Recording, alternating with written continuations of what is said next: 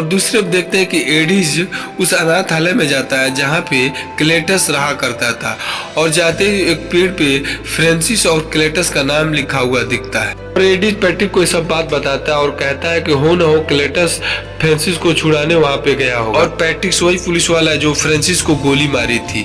Patrick को अभी नहीं पता है कि फ्रांसिस जिंदा है। और दूसरी तरफ क्लेटस कार्निस की मदद से फ्रांसिस को आजाद करा देता है। वहाँ के सभी डॉक्टरों को मारकर वहाँ से भाग जाता है और पुलिस उसका पीछा करती है, लेकिन वो एक एक करके सारे पुलिस वालों को मार देता है।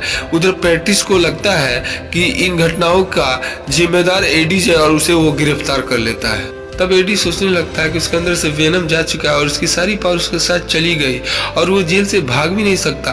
फिर अपने गर्लफ्रेंड को जेल में मिलने बुलाता है और उसे कहता है कि उसके अंदर से वेनम जा चुका है, वेनम को तुम कहीं से भी ढूंढ के लाओ, नहीं तो ये दुनिया खत्म हो जाएगी और जो भी घटनाएं हुई उसके जिम्मेदार मैं नहीं, क्लेटस है।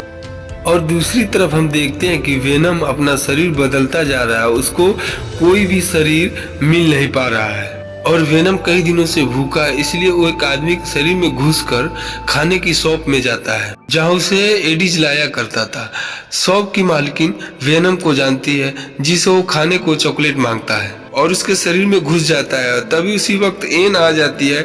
एन को मालूम था कि वेनम खाने की शॉप में ही मिलेगा। एन उस शॉप के मालिक से पूछती है कि वेनम कहाँ है और एडिस को वेनम की सख्त जरूरत है और बात करते हुए एन को मालूम हो जाता है कि वेनम उसके शरीर के अंदर ही है और एन चलने को कहती है और वो राजी होकर चला जाता है। फिर एडिस के शरीर में घुसकर जेल तोड़कर भाग जाता है। उसके बाद से पुलिस उसका पीछा करने लगती है। पैट्रिक से एडिस को ढूंढ ही रहा होता है, तभी उसके सामने क्लेटस आ जाता है जो पैट्रिक को बंदी बना के अपने साथ ले जाता है। और दूसरी तरफ फ्रांसिस एडिस को ढूंढते हुए उसके घर जाती है। एडिस तो वहां नहीं मिलता है, लेकिन उसकी एंगेजमेंट रिंग मिल जाती है। उसके बाद से उसको एन की फोटो मिल जाती है और एन को उठा ले जाती है और उससे कहती है कि हमारी शादी में जरूर आना। और आगे हम देखते हैं कि क्लेटस और फ्रांसिस एक चर्च में शादी कर रहे होते हैं जहाँ वो पैट्रिक और एन को बंदी बना के रखे हुए होते हैं। एडिस एन को खोजते खोजते चर्च पहुंचता है जहाँ क्लेटस को देखता है और वेनम बाहर आ जाता है। उसी वक्त कार्टिस भी बाहर निकल पड़ता है। जैसे ही एडिस बाहर आता है वेनम एडिस के शरीर में छुप जाता है। फिर एडिस कहता है कि ऐसा तुम क्यों कर रहे हो।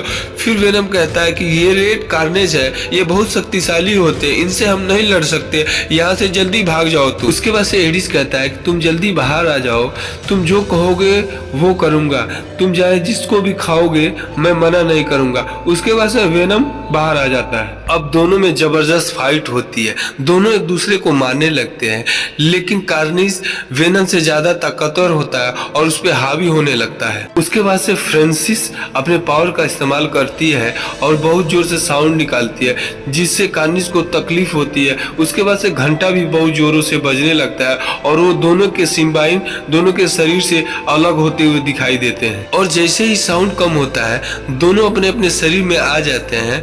उधर कार्निस एन को लेकर ऊपर चला जाता है, उसके पीछे वेनम भी जाने की कोशिश करता है। उसके बाद से वेनम के ऊपर एक बड़ा पत्थर गिरता है जिससे वो फंस जाता है। फिर उससे एडिस कहता है हमें किसी तरह जीतना होगा। फिर वेनम कहता है इससे जीतना इतना आसान नहीं है। इसके बाद से फ्रांसिस जोर जोर से चिल्लाने लगती है जिससे कार्निस को बहुत तकलीफ होती है और उसका गला दबा देता है जिससे वो अपनी आवाज न निकाल सके। यह सब देखकर क्लेटस कार्निस को अपने अंदर से निकालना चाहता है, लेकिन वो उसके शरीर पे पूरे तरीके से काबू पा चुका होता है और उसके बाद से वो एन को ऊपर से नीचे फेंक देता है। एन नीचे गिरती उससे पहले ही वेनम उसे आके बचा लेता है। उसके बाद से कार्निस वेनम के सामने आता है और उसे बुरी तरीके से मारने लगता है और फ्रांसिस उधर होश में आ जाती है और वो आवाज निकालने वाली होती है।